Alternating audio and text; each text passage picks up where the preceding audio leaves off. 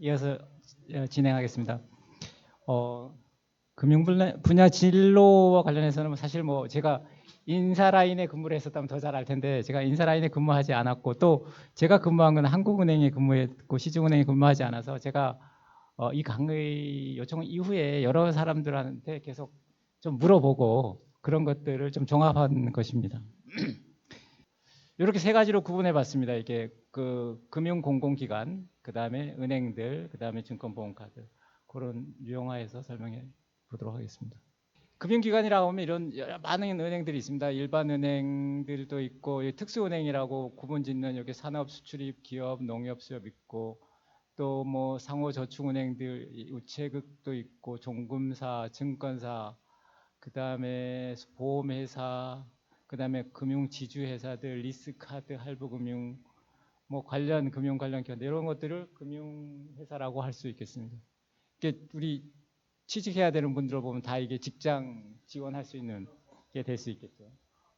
제가 이제 한국은행에 근무해서 한국은행은 뭐 조금 더 알니까 먼저 그 기준으로 설명을 하겠습니다. 사실 은행들은 대체로 급여가 높습니다. 생각보다 급여가 높고 생활하기 괜찮은데, 근데 한국은행만 놓고 보면 지난 수십 년 동안 계속 그 임금 상승이 시중은행들보다 낮아지면서, 최근 한 10년에는 시중은행들보다 상당 폭 급여 수준이 낮습니다. 그러니까 이제 인기가 많이 떨어졌죠.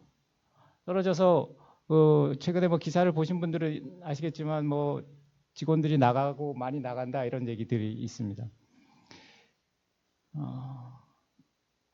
그럼에도 불구하고 하여튼 뭐 높은 수준인 건 맞는 것 같고, 은행들보다 낮고, 그런데 좀 좋은 점은, 저도 사실 한국은행에 지원하게 되는 것이 이제 유학을 보내줄 수 있다, 그런 것들이 저한테 굉장히 큰 기회였기 때문에 가게 됐는데, 지금도 그런 기회들은 굉장히 많습니다.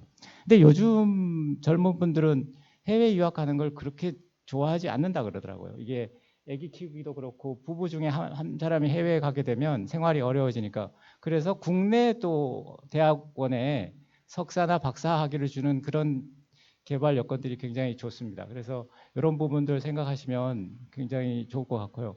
이게 뭐 사실 급여 수준이 낮다고 하지만 그 생활하는데 모르겠습니다.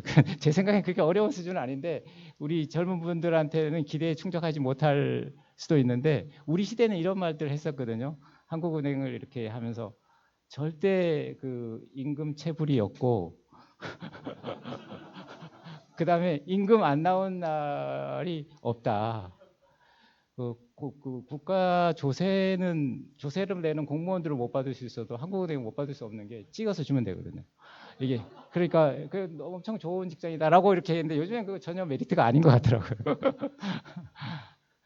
그리고 복지 수준, 제가 이제 제 동료들 중에 지금 한국은행 뭐 인사 담당 임원이나 이런 분들 얘기 들으면 나름 굉장히 노력을 많이 해요. 왜냐하면 이제 우수한 사람을 데려와야 되니까. 그래서 하는 게 이런 노력들을 많이 합니다. 급여는 할 수 없지만 어린이집이라든가 어떤 이런 경조사, 뭐 주거지원 이런 것들보다 뭐 이런 것들, 어린이집에 대해서 굉장히 강조를 많이 하더라고요. 최고의 어린이집을 만들었다. 왜냐하면 이게 한국은행은 이제 통계를 받다 보니까 급여 인상은 할 수가 없지만 어린이집에 교사를 한 명을 둘 걸 두 명을 둘 수 있다. 이런 것들을 할 수 있다는 거예요.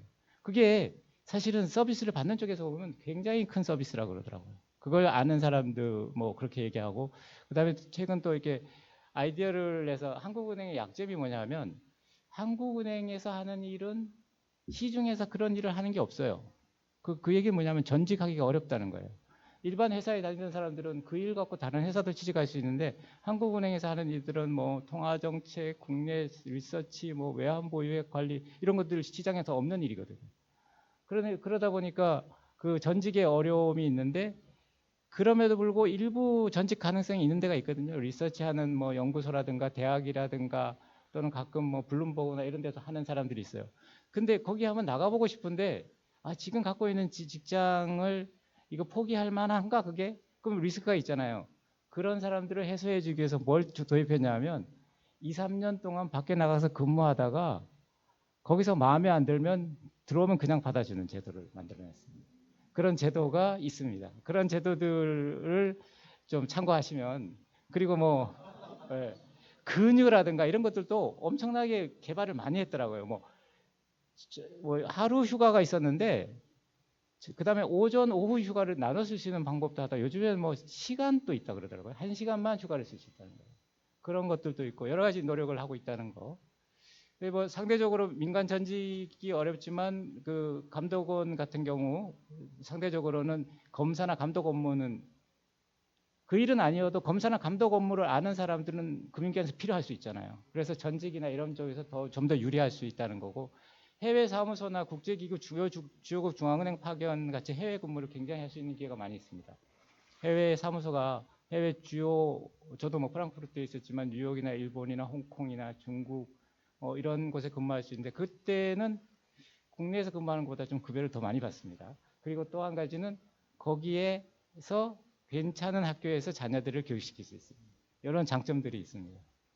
국제기구나 지역도 마찬가지고요. 그런 것들이 있고요. 시중은행 같은 경우도 사실은 그 급여 수준은 제가 생각할 때는 그러면서 어떤 복지 혜택도 뭐 주택자금, 자녀학자금, 사내 어린이집, 뭐 MBA, 어학, 이게 제가 그쪽 자료들을 찾으면서 하나씩 적어본 겁니다. 그러니까 이게 전부 한 은행에 있지는 않을 수도 있어요. 이 중에 있는 게 있고 없는 게 있고 이럴 수도 있어요. 그다음에 가족 건강 진단, 의료비 지원, 경조금 지원, 그다음에 콘도 리조트도 사용할 수 있고 이런 데도 있더라고요. 출산 난임 치료 지원도 있고 PC 등 뭐 휴대 이런 것도 주는 데도 있고, 이런 것들이 이게 노조가 발달하면서 서로 이렇게 경쟁하면서 도입하는 복지 서비스인 거죠. 근데 은행은 뭐 아시다시피 이런 일들을 많이 하죠. 금융 상품 개발, 리스크 관리 뭐 이런 거 하고 인력 전환 하는데, 은행은 기본적으로 영업 조직이에요. 이게 은행 다니는 사람들이 중간에 그만두는 이유 중에 가장 큰 거라고 그러더라고요. 뭐 우리 흔히 말할 때 뭐 카드 실적, 대출 실적, 이게 영업을 한다는 것은 어떤 성향의 문제거든요. 그걸 할 수 있는 사람과 없는 사람이 좀 나눠져 있을 수 있어요. 저 같은 경우도 사실은 저는 영업을 한 번도 30년 동안 해본 적이기 때문에 저보고 하라면 못할 겁니다, 아마. 근데 그거는 제가 생각할 때 이런 것들이 필요하겠죠. 뭐 좀 부침성도 있고, 또 커뮤니케이션도 잘하고 예민하고 공감 능력도 있고, 또 무슨 말을 할 때 상처받았을 때도 아주 강하게 거치가 있어서 이제 배심도 있고, 이런 사람들이 잘할 것 같은데, 또 그거는 어떤 성향일 수도 있지만 가서 지내다 보면 또 그런 성향이 생길 수도 있는 거거든요. 그러니까 자기가 어떤 성향인지 파악을 해야 되는데, 제가 시중은행 분들 이렇게 얘기 들어보면 저는 힘들 것 같은데 어떤 분들은 그렇게 얘기하는 분들도 있더라고. 영업 재밌습니다. 이거 해보면 좀 뭐 성취감도 느끼고 그런 성향이 있기도 하고, 또 그것을 개발할 수 있고 발현할 수 있다면 그런 쪽으로 생각해 볼 수 있는 것 같습니다. 그런 측면에서 이 약간 은행들 간의 차이가 있다는 걸 살짝 말씀드리고 있는데, 아까 말씀드렸던 특수은행이라는 산업은행, 뭐 기업은행, 수출입은행, 예를 들어 수출입은행은 개인 예금 업무가 없습니다. 수출입은행에 저금해 보신 분 없죠, 그죠? 그다음에 기업은행이나 산업은행은 기업은행은 당연히 있을 거고 산업은행도 적을 겁니다. 그래도 있습니다, 여기는. 약간의 그 스펙트럼이 조금 차이가 있습니다. 근데 그럼에도 불구하고 이쪽 분들은 영업 경쟁이 좀 덜합니다. 뭐 여기 시출입은행은 영업 경쟁이 없고요. 그러면 어떻게 했습니까? 이제 영업이라는 것을 힘들어하는 입장에서 보면 여긴 좀 더 괜찮은 거죠. 좀 괜찮은 건데, 그러면 반대에 또 뭐가 있냐? 급여 인상 속도가 늘 늦습니다. 여기. 지금은 여기도 한국은행하고 비슷한, 70년대에는 한국은행이 시중은행보다 급여가 훨씬 높았고요. 90년대에는 한 비슷해졌고요. 지금은 훨씬 낮아졌습니다. 여기도 좀 낮습니다. 시중은행들보다, 우리가 아는 뭐 KB나 하나, 신한 이런 데보다. 그런 점은 있습니다. 이제 그것은 이제 자기가 판단해야 될 문제죠. 나는 좀 뭐 안정적이고 편안한 생활 좋고 약간 좀 학술적이고 약간 페이퍼워크 이런 거 좋아한다 그러면 한국은행에 근무하면 되고, 뭐 그런 것들은 성향의 문제인 거다, 그런 생각을 말씀드리고 싶습니다. 그런 측면에서 보면 나머지 증권, 보험, 카드 이런 쪽은 뭐 더 많이 나간 거죠. 여기는 정말 경쟁이 심한 곳입니다. 많은 기업 성격이 크고 또 시장 경쟁 요소가 많고, 급여 수준은 제가 생각할 때는 증권이나 이런 데는 성과급이 많을 겁니다. 성과로 하고 은행들은 성과급보다는 좀 안정적으로 하는 쪽이고.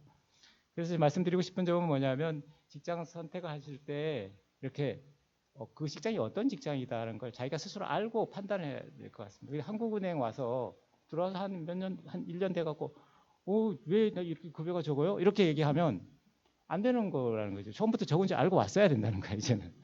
그리고 나서 나는 여기에 장점이 뭐가 있기 때문에 그래서 이렇게 하겠다.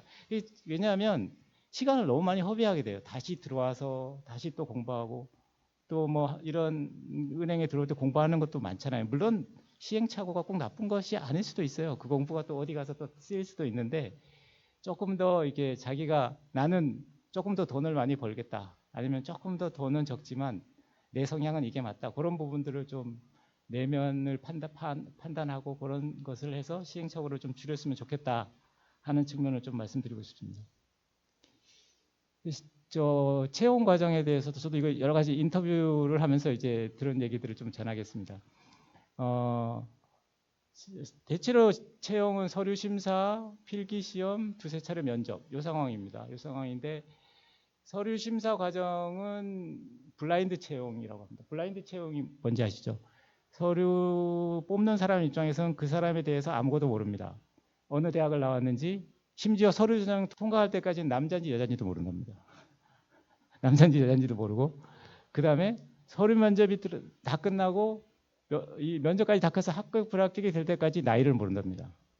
그래서 그 피부 미용만 좋으면 나이는 전부 이렇게 할 수 있다고 합니다. 그리고 서류 쪽에서는 뭐 학점이나 인턴 활동, 그다음에 금융 관련 자격이나 지식 같은 것이 있다는 점. 뭐 요즘에 그런 것들 좀 있습니다. 뭐 그런 걸 좀 했다는 거라든가 그런 것을 좀 논리정연하게 그리고 좀 진솔하게 소개하는 것이 자격 같은 거는 가점 처리도 있다고 하니까 그런 것들을 참고하시면 될 것 같고요. 요즘에는 은행들이 그 신입 직원 공채를 뽑는 것도 있지만 경력 직원을 많이 뽑는데요. 경력 직원을 뽑을 때는 그 사람의 스토리 같은 걸 많이 보는데 결국은 자기 개인의 스토리나 자기 개인의 어떤 그런 것들이 있는 사람들을 좀 원한다는 거예요. 요즘에는 그 신입 공채를 할 때 경력이 있는 사람과 없는 사람이 차이가 없이 그냥 들어오는데 면접을 해보면 확실히 차이 난대요. 경력을 있는 사람들은 얘기하는 수준이나 답변하는 수준이 이미 다르기 때문에 그래서 그 여러 가지 뭐 저도 잘 모르겠습니다. 그러니까 지금 최근에 만약에 대학을 졸업해서 처음에 대기업이나 큰 은행에 가고 싶은 게 하나잖아요. 또 한 가지는 중소기업에 처음에 가게 되면 거기에 고착되는 문제가 있을 수도 있는데 지금은 그렇더라고요. 그 신입 공채가 적어지니까 일단은 어떤 직장에 가서 자기 경험을 좀 쌓고 그 다음에 또 가는 방법도 그 오는 사람들이 뭐 중소기업 다니다 오시는 분도 있고 뭐 새마을공고 다니다 오시는 분들도 있고 그런 분들도 있다 그러더라고요. 그런 약간의 변화가 있는 것 같습니다. 그러니까 이제 뭐 AI를 도움을 받되 좀 자기 글을 많이 좀 쓰셔야 돼요. 그래도 자기 글을 쓰셔야 된다는 거 이게 중요한 것 같고요. 거기에 뭐 리더십이나 협조성 이런 것들 갖고 A, B 등급으로 평가하는데 거기에 뭐 D 이렇게 나오는 게 있어요. 그거는 뭐냐면 이 사람은 인성평가를 할 때 진실되게 답변하지 않았다는 겁니다. 이게 앞에 답변하고 뒤에 답변하고 논리가 깨지면 그냥 D로 나옵니다. 그러면 그냥 두기도 하고 다시 재평가하라고 해서 들어옵니다. 뭐 좋은 인상을 줄 수는 없을 거죠. 이게 A냐 B냐는 별로 신경 안 씁니다. 이 사람은 뭐 A일 수도 B일 수도 있지만 D가 나오면 조금 신경이 쓰인다는 거죠. 면접하는 사람 입장에서는.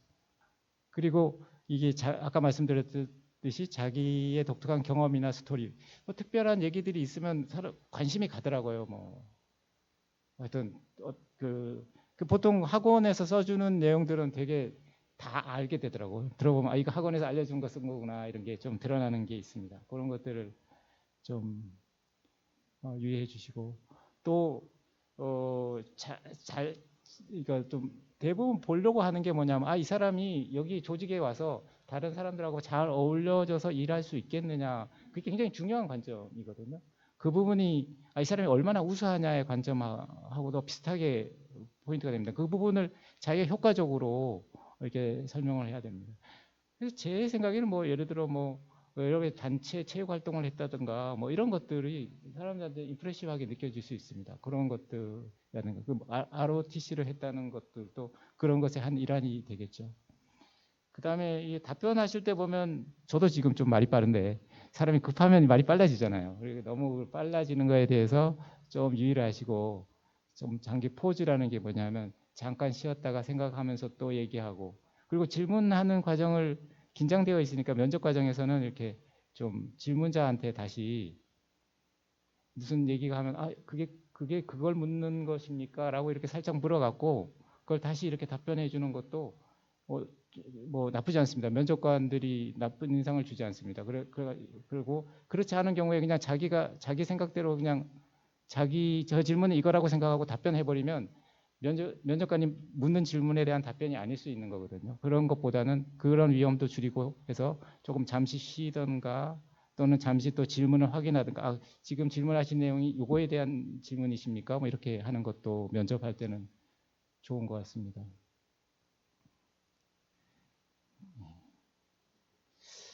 그리고 뭐 사실 이건 뭐 당연한 얘기인데 어떤 분들은 뭐 그 면접 오는데도 뭐 이발도 안 하고 오신 분들도 있고 뭐 그러더라고요. 그러면 안 됩니다. 안 되고 가능하면 좀 평소에도 이렇게 외모 관리도 좀 하시는 것도 좋을 것 같습니다. 어, 그리고 뭐 이건 앞쪽에서 얘기해야 되겠지만 그런 것들 이제는 은행이 경제 경영 법학 뭐 이런 거 하는 사람들이 오는 곳이 아닌 것 같습니다. 공대 출신들이 옵니다. AI 기술. 그러니까 이제는 많이 바뀔 것 같고 그런 얘기도 중간에 있었는데 공대 AI 기술을 갖고 있는 사람한테 금융 상품 공부를 시키는 게 쉽냐? 아니면 경제학 지식을 갖고 있는 사람한테 AI를 가르치는 게 쉽냐? 그게 AI 아는 사람한테 금융 가르치는 게 훨씬 쉽다는 거예요. 그래서 그런 쪽에 대한 것들 좀 생각해 주시면 될 것 같습니다. 이제 마지막으로 이제 이자 보험 주식 투자에 대한 성경적 관점에 대해서 좀 제가 이게 최근에 이와 관련돼서인데 이제 양정모 목사님이란 분이 미국에 계시는데 제가 유학할 때 만났던 분인데 그분이 경제학 공부를 하다가 목사님이 되셨더라고요. 그리고 이런 책을 썼습니다. 재정과일 발표. 그러면서 저한테 이제 뭐 이렇게 추천사를 하나 써달라고 해서 제가 이렇게 쓰게 됐습니다. 이게 쓰게 돼갖고 마침 또 이번 강의 내용하고 좀 그에 대해서 이 내용을 좀 기초로 했습니다. 기초로 하고 제가 조금 묵상한 내용을 기초로 했는데 사실 이 부분 되게 조심스러운 점이 있습니다. 혹시 뭐 아닌 것 같아 그럼 코멘트 해주시고 목사님도 바로 잡아주시고 제가 조심스럽게 말씀드리겠습니다. 이자를 받는 것이 바람직한가 이런 것에 대한 논의는 사실 있는 것 같습니다. 지금 뭐 그런데 이 은행에다 저축 안 하는 사람 없잖아요. 실생활 다 이자 받는 거는 사실인데 그건 늘 얘기가 되고 있습니다. 근데 이제 성경 말씀에 의하면 그 대부분의 그 돈을 빌려주고 이자를 받지 말라는 이유는 동족이 가난한 상태에서 빌려준 사람, 가난한 동족한테 이자를 빌려주고 돈을 받지 말라고 한 내용을 이자를 받지 말라고 한 내용을 그냥 이자를 받지 말라는 걸로 확대된 거로 보입니다. 여기 보면 출애굽기에도 보면 여기 나오죠. 가난한 자에게 돈을 구워주면 그거 이자를 받지 말 것이며 여기 레위기에도 동족이 가난하게 되어 이럴 때는 도와주라 그러고 이자를 위하여 돈을 구워주지 말라 이렇게 되어 있습니다. 그 신명기에도 형제에게 구워주거든 이자를 받지 말라. 여기에도 근데 여기 이제는 하나 나오죠. 타국인에게 내가 구워주면 이자를 받아도 되거니와 이자를 받으라고 되어 있죠. 네. 네. 그 뒤에 보면 이자 여기도 이자 받기를 그치자. 요 말고는 다 이자를 받지 말라고 되어 있습니다. 그 예수님께서는 어떻게 하셨냐? 예수님께서는 누가복음에 이렇게 말씀하셨죠. 그 세 종한테 돈을 맡기고 달란트 비유해서 이렇게 말하시죠. 그냥 땅에 묻고 수익이 없었던 사람한테 뭐 예수님께서 이렇게 말씀하셨죠. 악한 종아 내가 내 말로 너를 심판하노니 너는 이렇게 하시고 그러면 어찌하여 내 돈을 은행에 맡기지 아니하였느냐.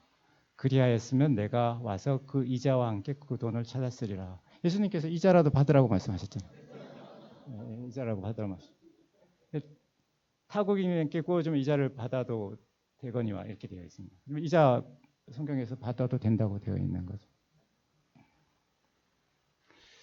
그래서 사업에 따른 대부 이자 받는 건 정당하다고 볼 수 있습니다. 그리고 이게 이자를 금지한 것은 가난한 동족한테는 받지 마라.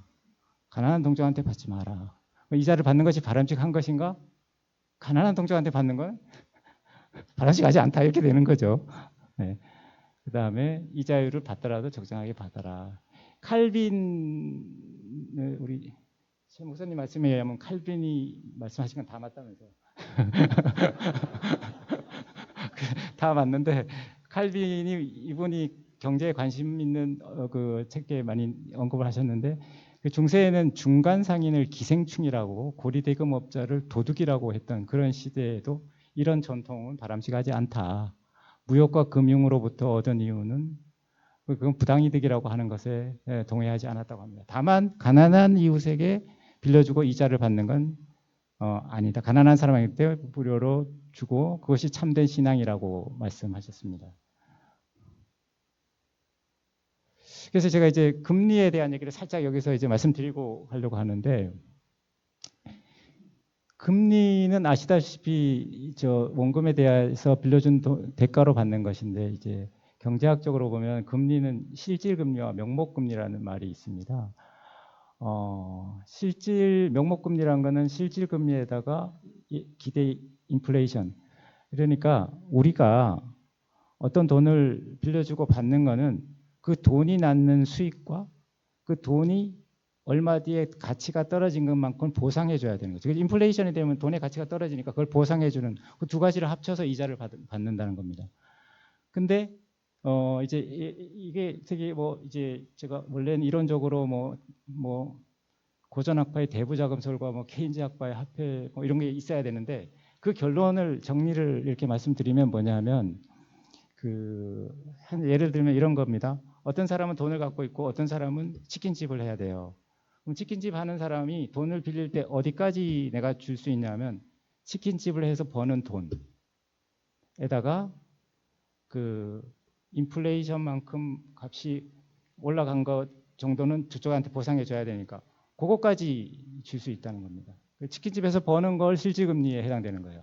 그거는 현재 경제에서 나타나는 현상을 좀 뭐 어렵게 얘기해서 투자의 실질 기대 수익률이고 그것이 우리가 흔히 볼 수 있는 지표로는 GDP 성장률로 나타나요. 그러니까 우리가 시장에서 보는 금리는 뭐냐면 실질 경제 성장을 경제 성장률 하다가 인플레이션 두 개가 있으면 금리는 그 언저리에서 움직이게 되겠구나 이렇게 이해하시면 됩니다.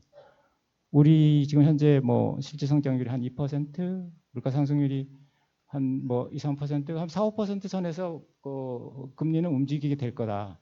그거로부터 영 떠나지는 못해요. 물론 국제 관계나 외부에 돈이 들어오는 거나 이런 것 때문에 움직일 수 있어도 그 언저리에서 금리는 움직인다. 그렇게 이해하시면 될 겁니다. 그래서 한국은행이 기준금리를 정해서 금리를 움직이는 게 아니라 한국은행이 이 GDP 성장, 경제 성장률과 물가 인플레이션율 두 개가 어떻게 움직이는 걸 보고 그거로부터 너무 멀어지면 그걸 조정하는 과정이다. 이렇게 이해하시면 됩니다.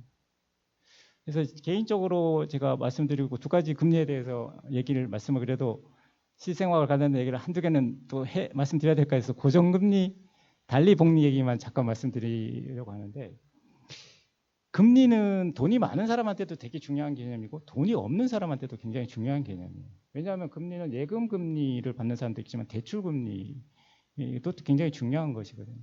그래서 주택 자금 대출 금리 같은 경우에는 제가 뭐 잘나서 그런 게 아니라 성공적인 스토리를 하나 말씀드립니다. 텐지로 오면서 대출을 좀 했었는데 대출해서 집을 샀는데 2015년에 집을 샀는데 그때 고정금리와 그 변동금리가 한 0.3%포인트 차였을 거예요. 그러니까 고정금리는 한 뭐 2% 언저리, 변동금리는 1% 후반 뭐 이렇게 1점 뭐 이렇게 됐을 때였어요. 근데 제가 한 0.34% 포인트 더 주지만 지금 금리가 너무 낮은 상태니까 올라갈 가능성이 있으니까 나는 고정금리로 빌리겠다. 그래서 고정금리로 빌려서 지금도 2% 언저리에서 지금 계속 내고 있습니다. 지금 2%면 제가 저 예금 금리에서 돈 벌고 있는 상황입니다. 예금 한 4, 5% 받고 대출 금리 2, 3% 내고. 자, 그러니까 돈이 없는 사람한테도 금리는 굉장히 중요한 개념이다. 그걸 늘 생각해야 된다는 거죠. 그리고 예를 들어 반대 상황이에요. 지금은 고정 변동금리가 반대 상황이니까 또 현재에 맞게 생각해야 됩니다. 고정금리가 언제나 좋은 건 아니다는 거죠. 그죠? 지금 낮은 걸 선택했다가 낮아질 가능성이 있을 때 그때 갈아타야 되니까 좀 생각을 하라는 말씀입니다. 금리에 대해서 생각을 해야 된다, 우리가. 그 다음에 달리 복리에 대한 얘기를 많이 하기 때문에 제가 한번 엑셀로 만들어 봤어요. 우리가 복리에 뭐 해갖고 굉장히 복리에 대한 얘기가 많아서 이건 잠깐 다른 시사점이 나올 수도 있는데 복리는 복리는 두 가지 개념만 있으면 엄청난 게 돼요. 시간이 많이 지나고 금리가 어느 정도 높으면 엄청나게 돼요. 반대로 얘기하면 금리가 너무 낮고 시간이 얼마 안 되면 복리의 의미가 그렇게 크진 않다는 걸 말씀드릴 수 있는데 이게 3% 금리를 달리로 얻으면 10년이 되면 130만 원이 되겠죠. 아니면 100만 원이 같은 경우는. 복리 같은 경우는 쭉 복리로 하면 134만 원이 돼요. 3% 복리에 따라서 100만 원이 4만 원의 차이를 가져옵니다. 자, 어떻게 생각하세요? 이게 의미 있는 큰 변화인가요? 달리와 복리에? 그게 좀 안 느껴지죠, 그죠? 그거 좀 생각해야 된다는 거죠. 그럼 4%는 어떻게 되냐? 4%는 8만 원 정도의 차이가 있습니다. 4%. 그 다음에 5%면 12만 9천 원. 이 정도 차이입니다. 100만 원에. 100만 원이니까 작을 수도 있지만 이게 1000만 원이면 129만 원이면 뭐 1억이면 1200만 원이 되는 거예요. 그러니까 이게 금방 다른 돈이 된다는 거에 대해서 인식을 할 수 있다는 거죠. 자, 10년이 그런데 그럼 20년이 되면 어떻게 되냐? 3%는 20만 원 정도의 차이가 있고 4%는 39만 원 정도의 차이가 있고 5%는 65만 원의 차이가 생깁니다. 20년이 되면. 20년은 지금 20대에 있는 분들이 40세가 될 때의 나이고 30세에 있는 분들은 50대가 될 때의 나이입니다. 그거 참고하셔야 됩니다. 우리 아들이 10살이면 그 여기 보면 30년, 40년도 해놨습니다. 30년은 뭐 52만 원 차이가 생기고 이게 그래서 3%면 30년이 되면 100만 원은 240만 원이 됩니다. 4%는 320만 원이 되고요. 5%는 430. 1%의 차가 기간이 합쳐지면 엄청난 차이입니다. 1%라는 숫자가 엄청나게 큰 숫자라는 거에 대해서 늘 염두에 두셔야 됩니다. 하여튼 뭐 그런 얘기를 잠깐 해드리려고 금리는 이런 거다 말씀을 드립니다. 그 다음에 보험 얘기인데 이 부분은 보험은 말이 많죠. 보험에 가입하지 말아야 된다고 생각하는 분들의 예점이 이거죠. 마태복음에 목숨을 위하여 무엇을 먹을까 무엇을 마실까 몸을 위하여 무엇을 이룰까 염려하지 말라. 염려하지 않는데 보험을 왜 드냐 이런 얘기죠. 그래서 오늘 뭐 여기도 있죠. 하물며 하나님께서 이제 입히시고 뭐 하는데 왜 보험을 드냐. 이렇게 보험에 가입하는 것은 불신이다. 이렇게 생각하는 얘기가 있을 수 있습니다. 근데 이제 보험에 대한 성경적 관점을 이 책에서는 이렇게 얘기하고 있습니다. 보험은 이제 그 대수의 법칙이라는 것은 숫자가 많아지면 평균에 가까워진다는 얘기입니다. 당연하겠죠, 그죠? 나한테 자동차 사고가 일어날 확률은 그 불규칙적이지만 1000명, 10,000명이 되면 일어나는 만큼 일어나는 거죠. 그렇게 되니까 그런 예기치 못한 사고에 대해서 확률적 손실에 대해서 대비하는 수단인 거죠. 그래서 이것은 굉장히 효과적인 장치라는 거죠. 그래서 이런 장치를 이 책에서는 이런 장치를 개발한 것도 다 하나님께서 우리가 주신 지혜에 따라서 한 건데 왜 보험을 안 쓰냐 이런 거죠. 그것이 이렇게 건강보험, 생명보험 드는 것은 불신앙일 수 없다. 근데 사실은 이 질문은 이렇게 질문을 바꿨지만 보험에 가입해야 되냐 말아야 되냐 우리는 안 할 수 없는 게 이미 있어요. 자동차 보험, 건강보험 가입 안 할 수 없습니다. 이미 다 해야 됩니다. 강제보험이기 때문에. 보험은 가입해야 됩니다. 근데 이제 여기서 말하는 건 내가 추가로 생명보험이나 뭐 그걸 들어야 되냐 이런 얘기가 되겠죠. 그래서 보험 그리고 이제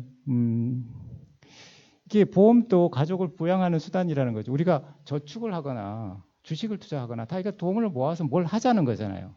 뭘 하자는 건데 그 중에 한 요인을 생각해 보면 제가 생각할 때는 우리가 변동성에 대응하기 위한 행동이거든요.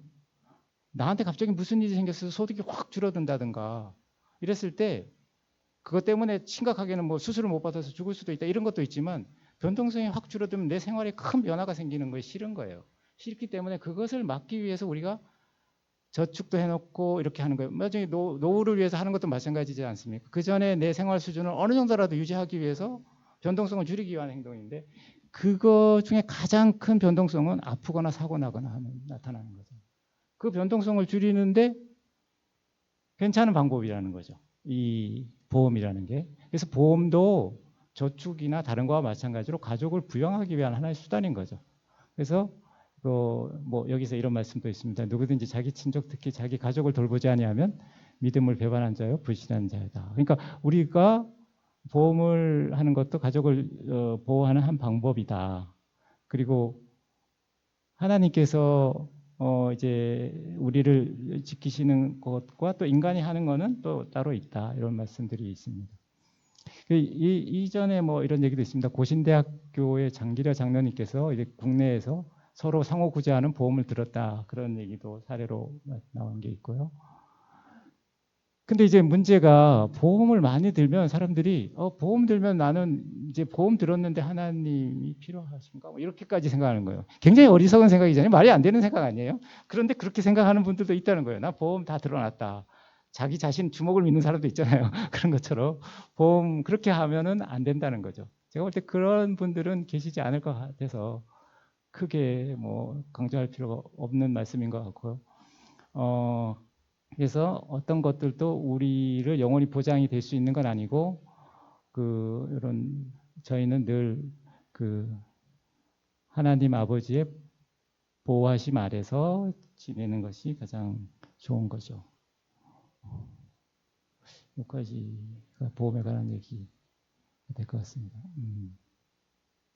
다음으로는 주식 투자에 대한 얘기인데 주식 투자가 성경적인가? 이 질문 자체가 좀 힘들죠.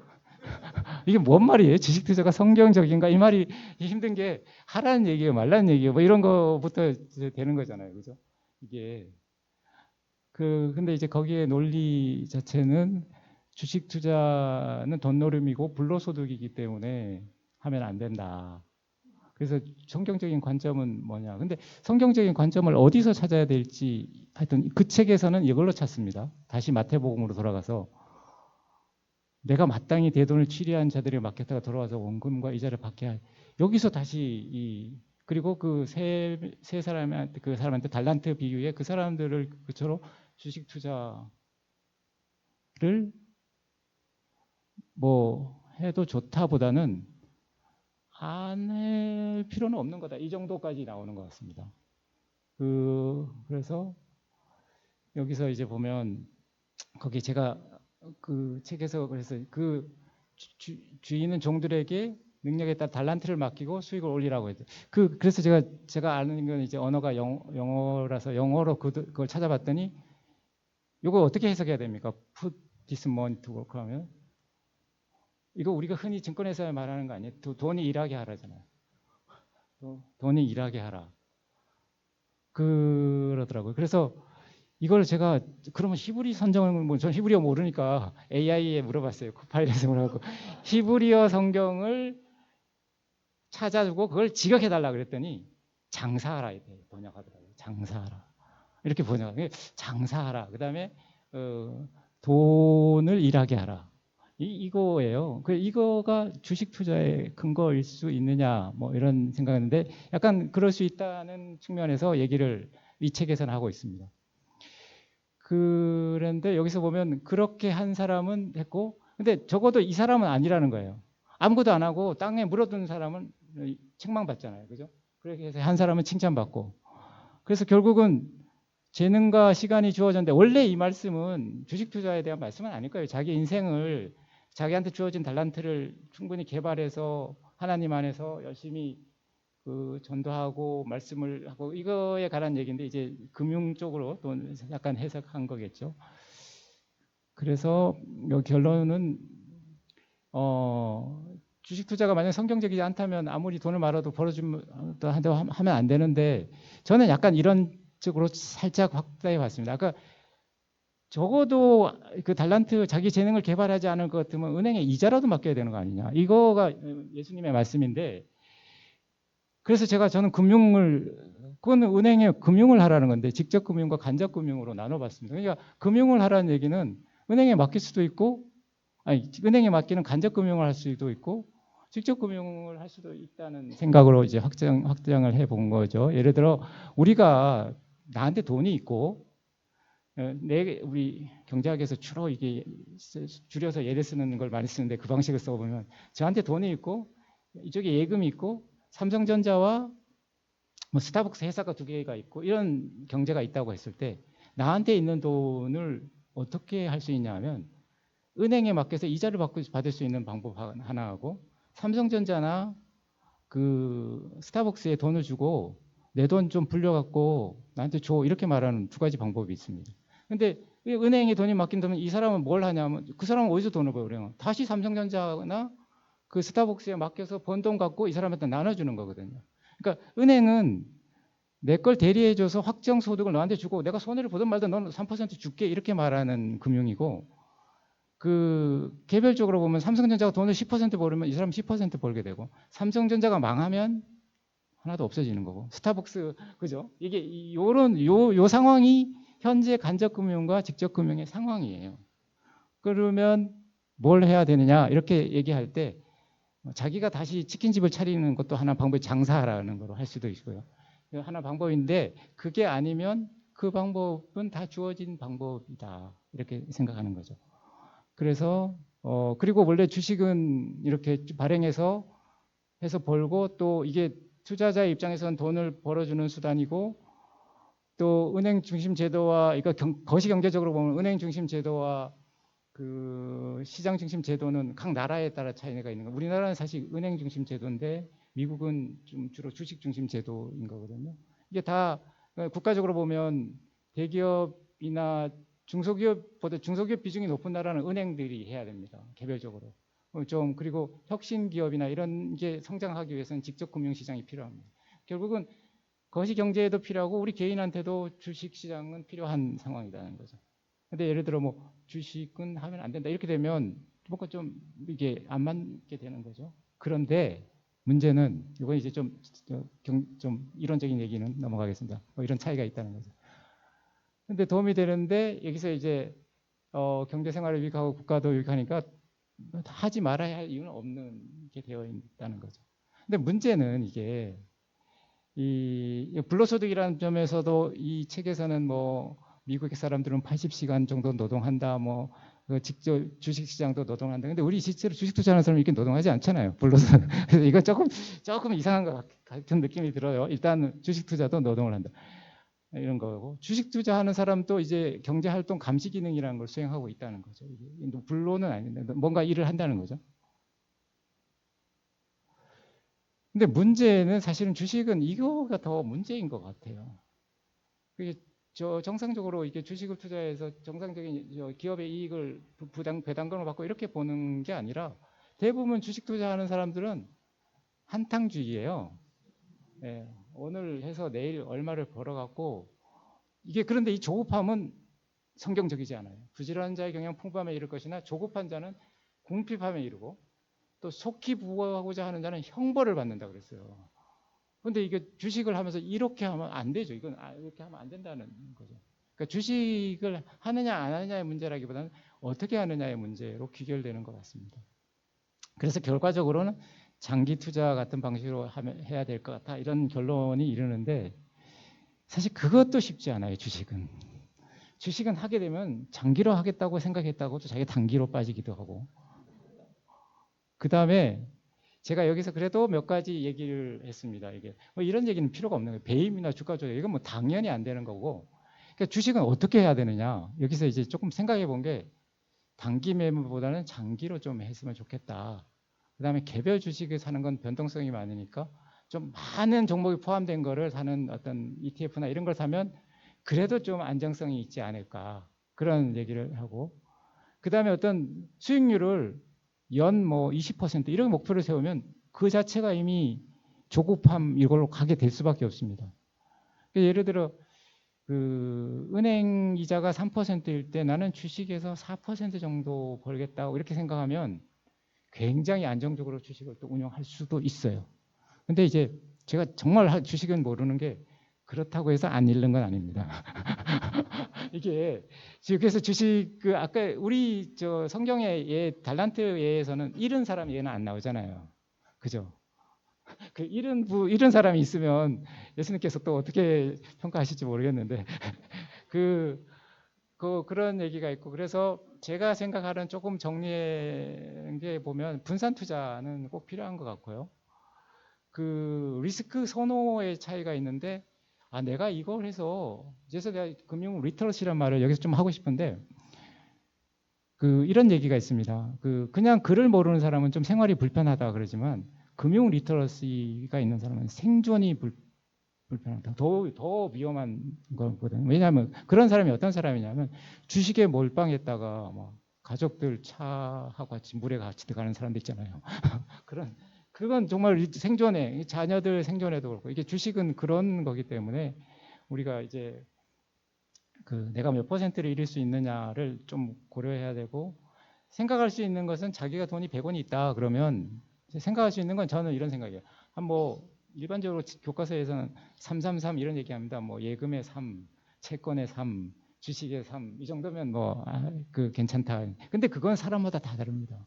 예금에 5를 해야 되는 사람도 있고 근데 리스크라는 거는 저는 이렇게 생각합니다.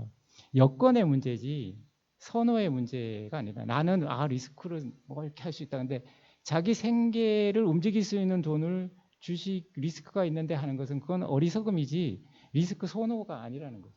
그러니까 냉철하게 자기 가족들을 안전하게 하는 수단에서 여분의 돈이 있으면 할 수 있는 거다. 뭐 그런 생각으로 정리를 좀 해볼 수 있는데요. 그래서 제가 하나 우리 요즘에 유튜브 보면 이런 얘기 많이 나옵니다. S&P 500 사면 매년 10% 벌 수 있습니다. 이렇게 나와요. 그럼 무조건 S&P 500 사면 10% 버는데 왜 은행에다 3%짜리 드냐 이렇게 얘기하는데 S&P 500을 잠깐 보여드리려고 이게 한번 그래프를 그려봤어요. 이게 S&P 500의 90년부터 2022년까지 그래프예요. 이때 사놓으면 90년에 샀으면 11배 정도 번대요. 그러면 연수익률이 8% 정도 되는 거예요. 보통 그러니까 왜 안 해? 은행에서 8% 그리고 우리나라 코스피 200을 했으면 요만큼 올라왔어요. 그래서 이제 우리 국장 안 하고 미국장 간다는 얘기가 이렇게 나오는데 하여튼 주식은 이렇습니다. 자, 그런데 내가 90년에 사갖고 30년 동안 그냥 보지 않고 있으면 돼요. 그런데 실제로 한번 봅시다. 90년에 사서 2000년에 산 이 사람은 이때 300% 왔으니까 뭐 괜찮은 거잖아요. 근데 만약 2000년에 산 사람이 10년 동안 무슨 일을 해요?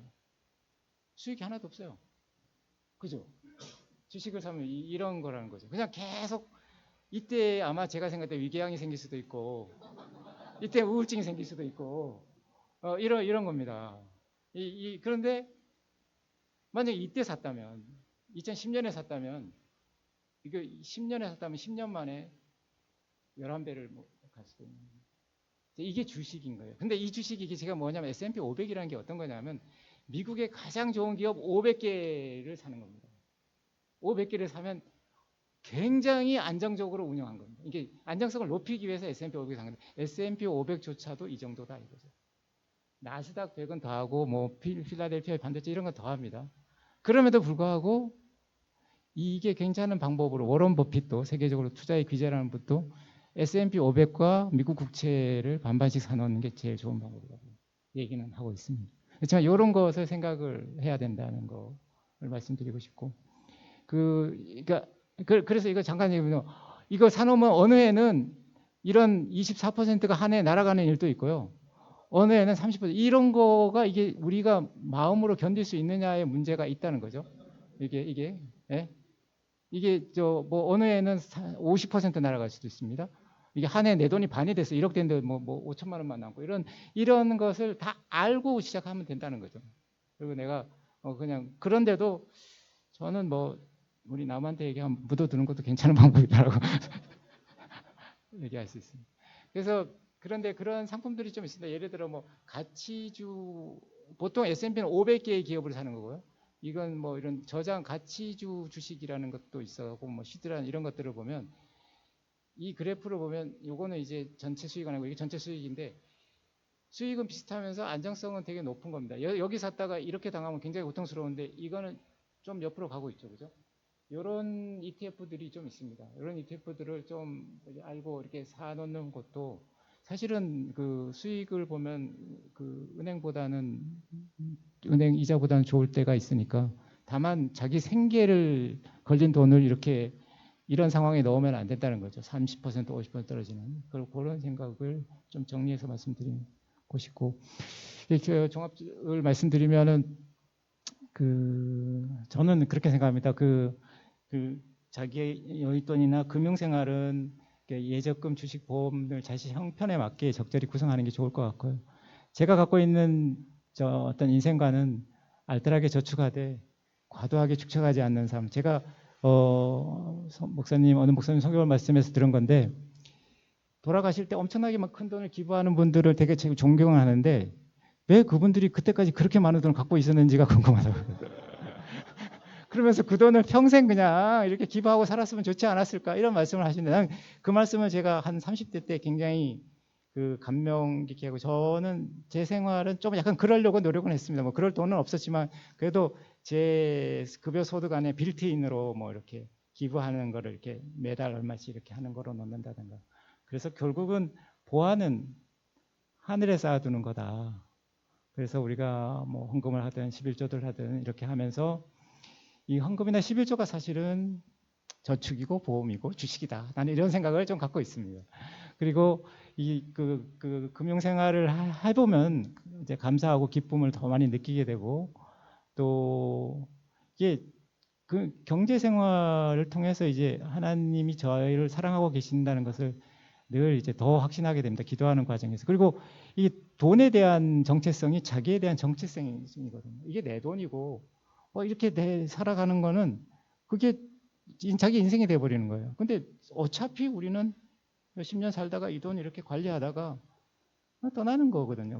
결국은 청지기로서의 삶을 보면 그렇게 돈을 바라봐야 된다는 거고 그렇게 사는 사람은 인생의 돈에 목적을 두는 사람은 인생의 목적을 두지만 그러니까 우리는 결국 하나님 나라를 소망하게 되는 사람들이 있기 때문에 그런 쪽에서 저희가 하나님 안에서 금융생활이 있어야 된다는 것이고 근본적으로 그렇다고 해서 우리가 갖고 있는 금융제도를 활용하지 않아야 된다는 건 안 된다는 말씀입니다. 결론적으로 어떤 말씀드리냐면 우리가 의사한테 가서 치료를 안 받는 거하고 똑같은 얘기예요. 내가 공부는 잘하고 싶은데 공부를 안 한다는 얘기하고 똑같은 거예요. 공부는 하고 기도도 하는 거고 그죠?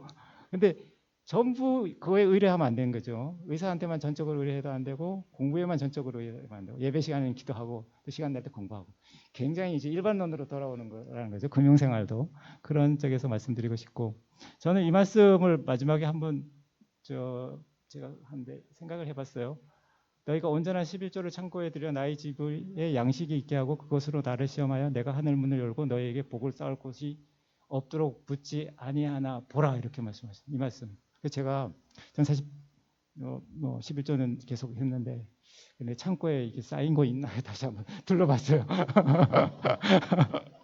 그래서 처음에 저는 이게 좀 말씀 아닌 거 아닌가 하고 이렇게 생각했는데 이게 또 다시 생각해 보니까 정말 냉장고에 먹을 것도 많고 제 생각해 보니까 충분히 하나님께서 쌓아주신 것 같다는 그런 말씀을 드리면서 일단은 제가 마치겠습니다. 혹시 뭐 질문 있으면 해주시고. 김 주사님께서 너무 잘 설명해 주셔서 뭐 특별하게 드릴 이야기는 없는 것 같습니다. 우리가 이제 보통 이제 신명기 23장의 내용으로 이제 보통 이자에 대한 부분들을 많이 이야기하는데요. 그때 그 먼저 명제가 있습니다. 형제라는 표현을 많이 쓰고 있어요. 이스라엘 백성들이 이제 출애굽을 하고 나서 다 노예 상태에서 해방된 사람들입니다. 똑같은 거의 조건들이 비슷하죠. 그러니까 서로 위해주지 않는다면 그 공동체가 와야 될 수밖에 없으니까 그런 사람에게 이자 받으려고 한다면 그건 정말 갈취하는 거 마찬가지다. 그런 개념이 있는 것이죠. 이제 뭐 특히 이제 교회 안에서는 이자 노릇에서는 절대 안 됩니다. 교회에서 돈 사고가 굉장히 많이 생기거든요.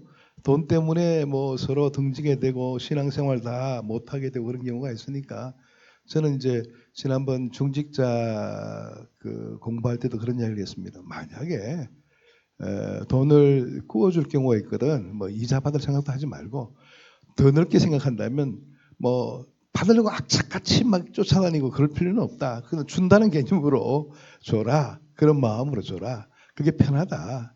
이제 그런 말씀을 드린 적도 있습니다. 여튼간에 오늘 뭐 이자 개념이나 뭐 그 아까 이야기했던 뭐 보험 개념이나 투자 개념 이런 모든 부분들 우리 집사님이 잘 설명해 주셨기 때문에 명심하시고 그 제가 한번 신방을 갔는데요. 이제 연세가 굉장히 많으신 분인데 그 온통 그냥 모니터로 장식되어 있는 그 방에 앉아 계시더라고. 아무것도 안 하고 그분이 투자를 하신 분이에요. 아니, 생활 그 자체가 막 다른 생활이 없는 거예요. 그렇게 살아서 무슨 의미가 있겠어요. 이게 제가 봤을 때는 뭐 아까 장기 투자도 말씀하셨는데 그냥 넣어놓고 그냥 하나님의 뜻대로 지켜보고 있으면 되는 건데 그런 마음을 가지고 신앙생활 한다는 것도 참 부담. 그런 부분들을 여러분들이 좀 생각하시면서 신앙 제일주의로 좀 생활을 좀 잘 이끌 수 있도록 그렇게 노력해 주시고 또 우리의 개인의 삶도 있잖아요. 성경의 전제 조건은 항상 그 노력한 만큼의 성과를 거두는 거 여기에 굉장히 큰 방점을 둡니다. 우리는 보통 이제 노동이라는 개념 그 자체를 굉장히 이제 노동이라는 게 저주의 산물이 아닌가 그렇지 않아요. 저주받기 이전에 아담이 다 경영을 했어요. 에덴 동산. 그러니까 노동 그 자체가 굉장히 신성한 의미를 가지고 있는 것이지요. 막 이렇게 일확천금하겠다는 그런 마음이 자체는 버리시고요. 열심히 노력한 결과를 가지고 기쁨으로 살아가는 그런 자세가 필요치 않을까 생각합니다. 오늘 우리 집사님 귀한 강의를 주신 감사드리고 여러분 오늘 이 내용들을 좀 명심으로 해서 여러분의 삶을 좀 더 윤택하게 만들고 하나님께서 함께 하시는 기쁨을 누릴 수 있는 좋은 계기를 만들어가게 되기를 바랍니다. 기도하겠습니다. 하나님 아버지 참 감사합니다. 오늘 우리 김지사님을 통해서 귀한 강의를 듣게 되었습니다. 참 우리는 재정에 관한 문제에 대한 부분에 민감할 때가 많고 때로는 이걸로 인해서 상처받는 경우도 많이 있습니다. 그러나 우리 믿음의 사람들의 삶은 주님의 손에 있다는 것을 또 우리가 믿고 있기에 날마다 허락되진 환경에서 최선을 다하는 그런 노력들을 보이게 하시고 우리의 살아가는 모습들이 믿지 않는 사람들에게도 좋은 영향력을 끼칠 수 있는 우리의 삶의 모습 갖출 수 있도록 늘 지켜주시고 함께해 주옵소서.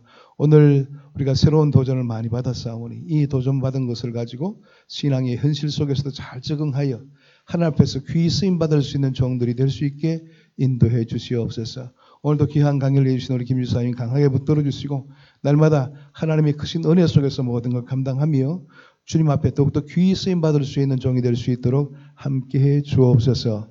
예수 그리스도 이름으로 기도하옵나이다. 아멘. 예, 감사드립니다. 혹시 여쭤보시고 싶으신 분들은 가볍게 손을 들어주시면 제가 마이크를 가지고 찾아뵙겠습니다. 혹시 질문 있으실까요? 네. 없으시면 일단 제가 먼저 질문을 해보겠습니다. 예, 지금 이 강의에도 젊은 친구들이 많이 지금 참여해서 강의를 듣고 있는데 혹시 그 집사님께서 생각하시기에 그 젊은 친구들이 크리스천으로서 그 금융계의 그 가치관을 향상시키거나 아니면 그 금전적인 부분을 조금 보강하기 위해서 습관적으로 했으면 좋을 혹시 어떤 행동들이나 뭐 이렇게 배움들이 있을까요, 따로? 네. 어려운 질문인데.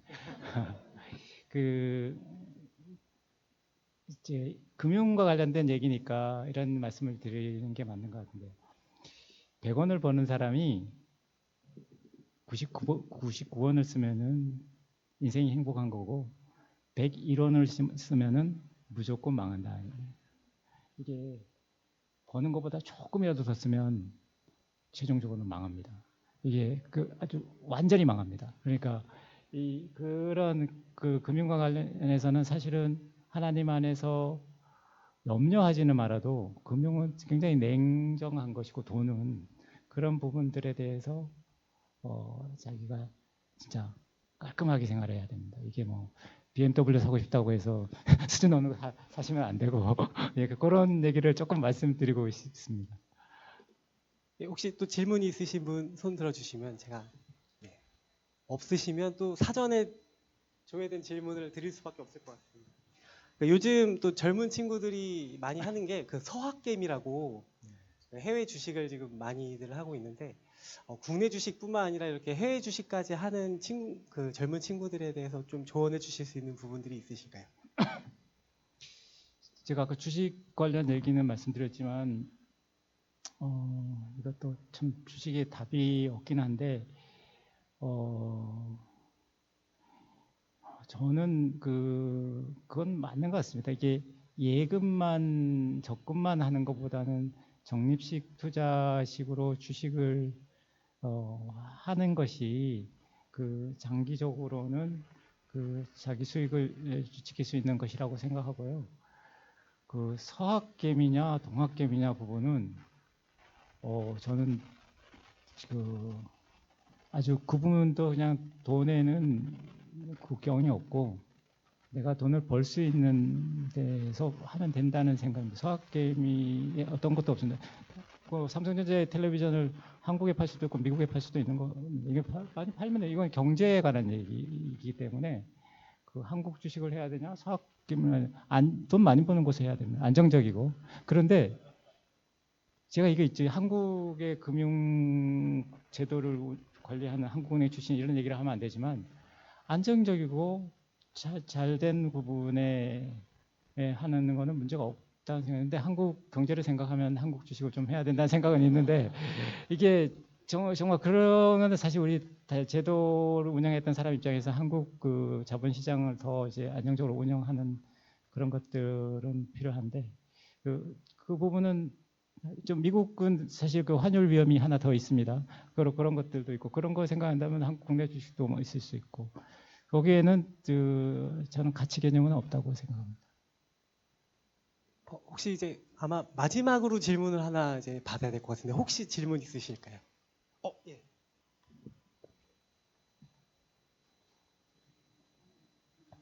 예, 아까 가상화폐 관련해서는 자세한 언급을 좀 안 하신 것 같은데 요새 하도 좀 이슈여가지고 한번 좀 제가 오늘 네. 예. 그래서 가상화폐 투자에 대해서는 또 어떻게 생각하시는지 오늘 오면서 제가 몇 가지 예상된 질문 중에 코인 얘기가 나올 것 같은데 그거는 일단 대전제는 솔직히 저는 모른답니다. 모른다고 대전제는 모른다고 가상화폐 세계가 어떻게 되는지 근데 제가 모르는 건 되게 많습니다. 어떤 거냐면 어떤 바이오 회사가 이게 대박이 날지 안 날지 모르는 것도 똑같은 거고 가상화폐도 그게 어떤 건지에 대해서 저는 아직도 모르는 상황이고요. 근데 기본적으로 저는 중앙은행 출신인데 가상화폐는 중앙은행의 대체제로 지금 나오고 있는 거거든요. 중앙은행이 생산하는 게 돈이잖아요. 이 돈을 갖고 경제를 운영하는 건데 그 돈을 대체하는 상품을 냈다는 게 기본적으로 코인이거든요. 비트코인이든 뭐든 이런 것들이. 그러니까 그게 어떻게 보면 코인은 진짜 거대한 물결에 세상이 바뀌는 상황에 있는 건지 아니면 대단한 큰 사기인지 이게 두 가지의 그거에서 지금은 이제 대단히 큰 물결이라는 부분이 좀 더 힘을 얻는 상황에 있는 것 같기는 해요. 같긴 한데 또 다른 문제 코인 투자와 관련해서는 그거는 정말 아까 말씀드렸듯이 제가 S&P 500의 변동성 이 화면에 그릴 수 없습니다. 본인이 그 변동성을 수용할 수 있으면 해도 좋은데 예를 들어 자기 자산의 1% 날려도 좋은 돈 그렇게 생각하면 저는 그렇습니다. 저는 안 합니다.